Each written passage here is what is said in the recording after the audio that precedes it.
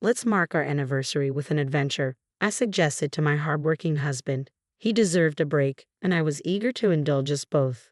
For our first anniversary, I spared no expense, booking us a lavish room in a celebrity-frequented luxury hotel. It was a gesture aimed solely at bringing joy to my husband's heart, yet little did I know it would set the stage for everything that followed. Let's rewind a year back. At 28, I found myself married to Logan at 26 without the traditional dating preamble. Ours was what you might call a zero-day marriage. We crossed paths on a dating app, a decision I made impulsively one tipsy evening. Initially skeptical of the digital dating world, I found myself drawn in by its tales of the unknown, fueled by lingering drinks and curiosity.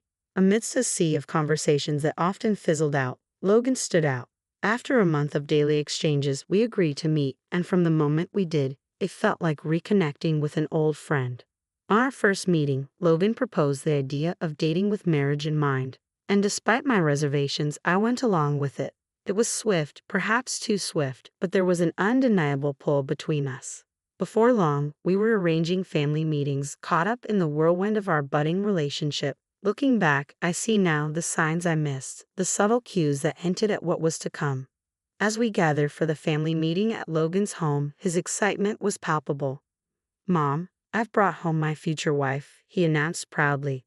Though I felt a twinge of self-consciousness, his mother Grace and sister Lily matched his enthusiasm, setting the stage for the next chapter of our story. As we exchanged pleasantries, Grace warmly greeted me, dispelling any formality. "Let's drop the formalities," she said with a smile. "We're becoming family after all." Her words filled me with warmth, reassured by the prospect of joining such a welcoming family. The tension dissolved instantly, replaced by a sense of familiarity that made it seem as though we'd known each other for years. Just as I was basking in the newfound ease, Lily posed an unexpected question. "So, how much do you make a year?" she inquired, her curiosity bordering on intrusive.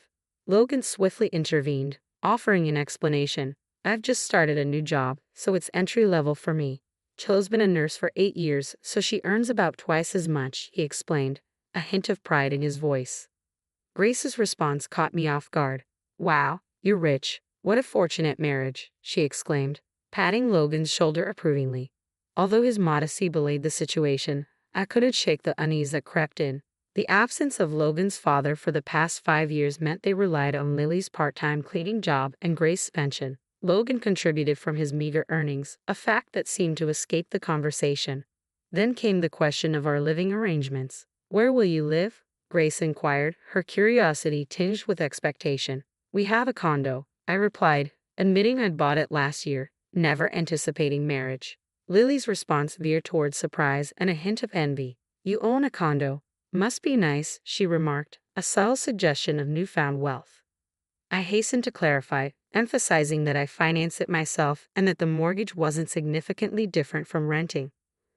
Grace's tone shifted, expressing reliance and a hint of expectation. "We'll be counting on you from now on," she stated, alluding to potential future assistance. The notion of sharing as a family left me unsettled, but I chose to defer the discomfort for another time. With gratitude and a promise to seek guidance, I excused myself, eager to leave the spotlight. Our aversion to being the center of attention led us to forego a grand wedding ceremony, opting instead for a simple paperwork filing, a decision influenced by my demanding job. I rarely wore rings, so opting for a modest one seemed sufficient. There was no grand proposal with an engagement ring, but I accepted that this was the reality of our situation. After tying the knot, we both remained diligent in our work. Taking charge of our finances, I started stashing away funds, gradually building a safety net for our future. However, after 6 months of marriage, I stumbled upon a concerning discovery. $2,000 had vanished from our account. The only plausible culprit was Logan. Confronting him that evening, I questioned the disappearance. "Did you know $2,000 was withdrawn from our bank account?" I demanded, urging him to contact the bank. Initially taken aback, Logan swiftly adopted a defensive stance, brushing off the issue as a mere loan to his mother.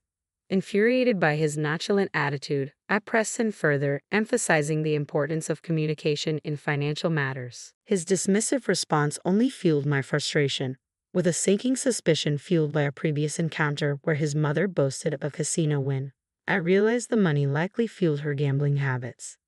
Up until then, our savings were pooled, but following this incident, I resolved to squirrel away extra funds separately.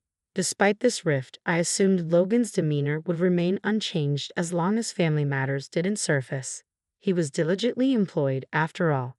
However, our first wedding anniversary prompted a desire to deviate from our usual frugality and indulge in a bit of extravagance. Excitement bubbled within me as I arrived home, eager to unveil a surprise trip to Logan. However, my anticipation was dampened by the presence of Lily, who had been making frequent appearances lately, a routine that was starting to wear on me. Returning home after a taxing day of work to find her there was becoming a source of stress. In hindsight, the timing couldn't have been worse for sharing the news of our planned getaway. Yet I couldn't contain my enthusiasm about the luxury hotel reservation I had painstakingly secured. Logan's eyes sparkled with delight at the mention of the trip, but it was Lily who reacted most fervently. "Is it that hotel from the TV ads?" she exclaimed incredulously.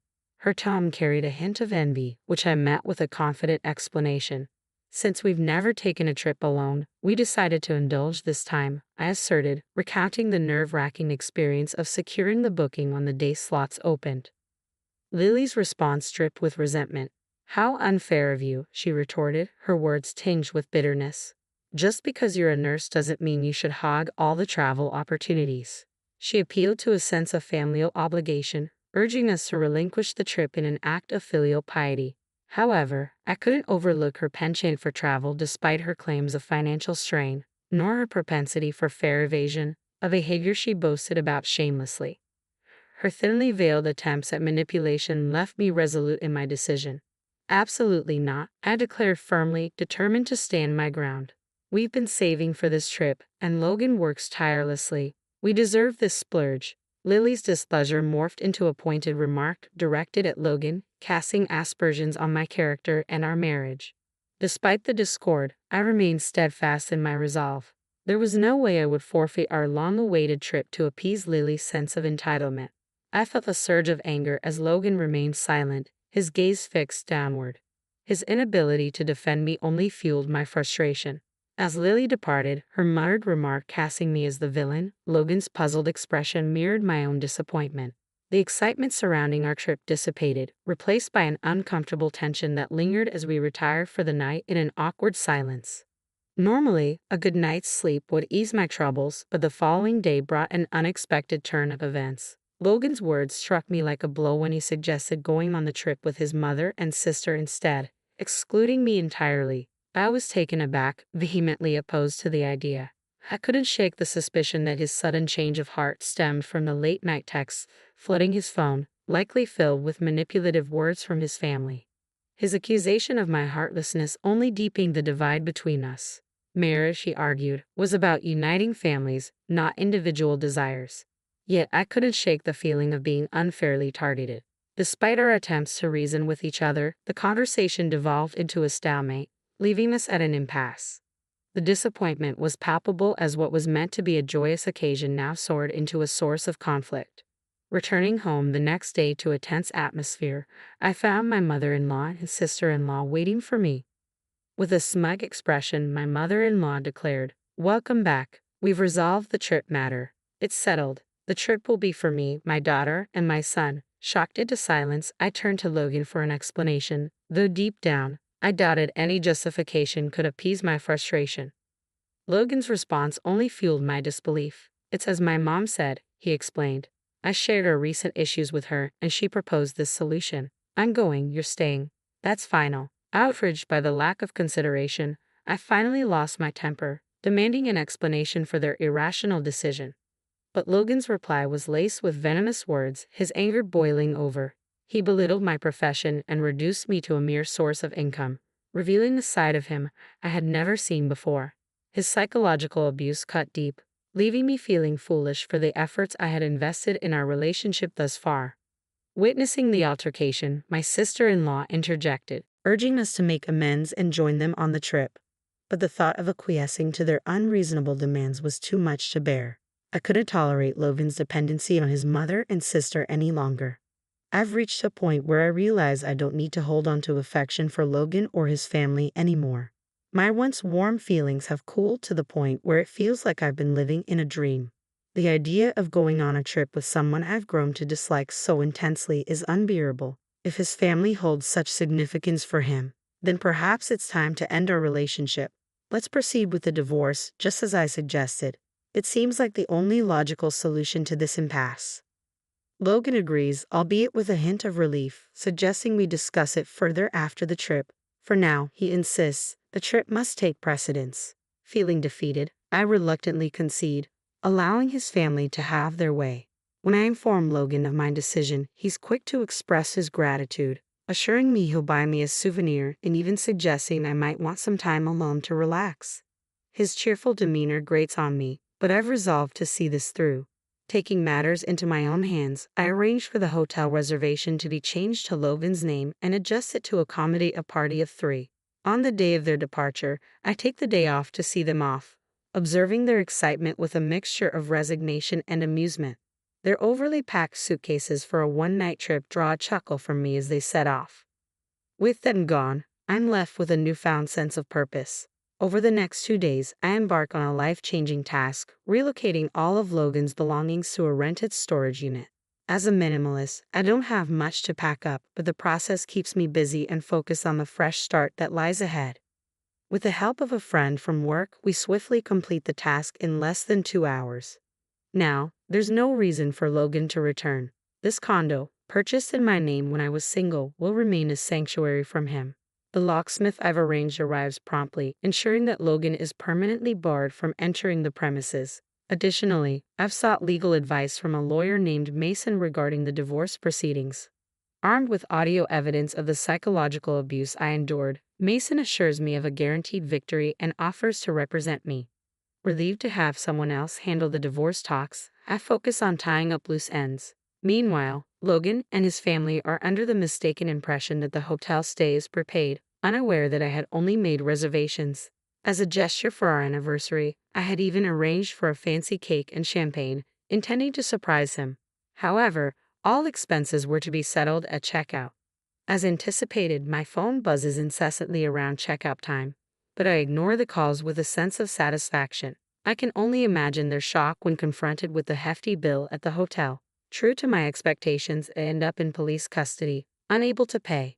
Washing my hands of the situation, I send the divorce papers and the key to the storage unit containing Logan's belongings to his family home. With Logan and his family out of the picture, my condo returns to its peaceful state. I had prepared for the inevitable contestation of the divorce, with Mason handling everything on my behalf. Despite their financial struggles, Logan's family manages to scrape together enough money to secure their release. However, upon their return, their aggression leads to police intervention. Given the ongoing divorce mediation due to Logan's psychological abuse, he is slapped with a restraining order. Unable to afford a legal battle, his family quickly agrees to the divorce, bringing closure to the tumultuous chapter of my life. In the divorce proceedings, I assert my right to compensation for the psychological abuse endured during our marriage. Surprisingly, becoming single again proves to be less daunting than anticipated. Meanwhile, it appears that Logan's family continues to rely on his income, likely exacerbated by his gambling habits that he couldn't seem to shake. Logan's own employment instability becomes evident as he struggles to hold down a job, often calling in sick or even quitting impulsively. Despite my concerns about his behavior, he dismisses them, citing mental health issues.